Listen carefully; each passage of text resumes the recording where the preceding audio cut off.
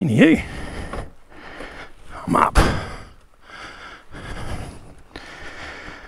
There's been a couple of people asking me about little Honda. So while I'm here, while the camera's running, I shall speak. Duristan Blizzard bags, tool roll, B&B tail rack, Moto X exhaust, full system right through, standard brakes. I've modified the standard back end, flipped the number plate light around and so on and so forth, made my own tail tidy, works a treat. Stock foot pegs, just took the rubber blocks out, good enough.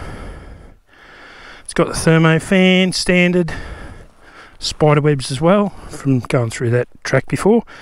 I run a Tracker front tyre, Michelin. They're really good in the mud and the rocks and all that, but they're not much good in sandy terrain, I don't believe. This 603 Dunlop, that's what it looks like. I rate that really highly. It's done about 1000k now. It's still got a lot of beef on it, and it's done a lot of tar work, everything work. I've got Adventure Spec racks, aluminium racks. They're quite solid, very light, and sit in and protect all the plastics. I've got a Henry Reed Bend handlebar, Pro Taper, ODI lock-on grips. They work great. That's the Garmin 66i, which just unclips, pulls out like that, clicks in, runs on the power, connects to my phone, so instead of mucking around I can have this zoomed in like really close to see where the corner actually is, but I can look around with the phone, and that's direction up, speeds and all that stuff, headings and whatever. Jet bark busters, I think they're the best. They're the lightest, smallest, does the job. I don't run radiator guards or guard. It's only one radiator on this. It's just got the plastic one. Never had a problem. It'll take most stones that are flicked at it, really. There's actually a power bomb down in there on the Moto X, like the big bulge in the header pipe. B&B full bash plate, and it's got a B&B case saver on it as well. This nice shiny silver case saver. It's got the full YSS shock absorber in it, homemade stick pegs, standard gear lever. Till it's bent, I don't replace it. Stupid waste of money otherwise.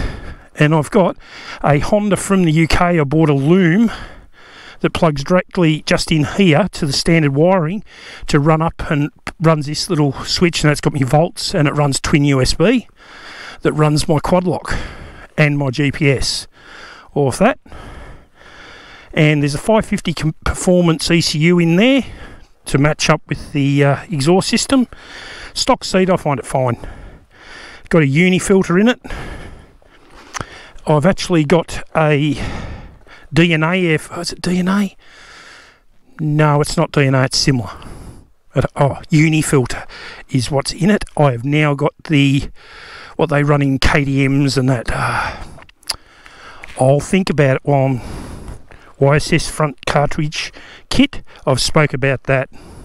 Next level change to your bike, gives you all the adjustability up in here. It changes it. This bike has actually got the kit, which is when you buy the YSS, you can ask for a 30mm low, which is just a shorter shock absorber, slightly shorter cartridge kit, pretty much.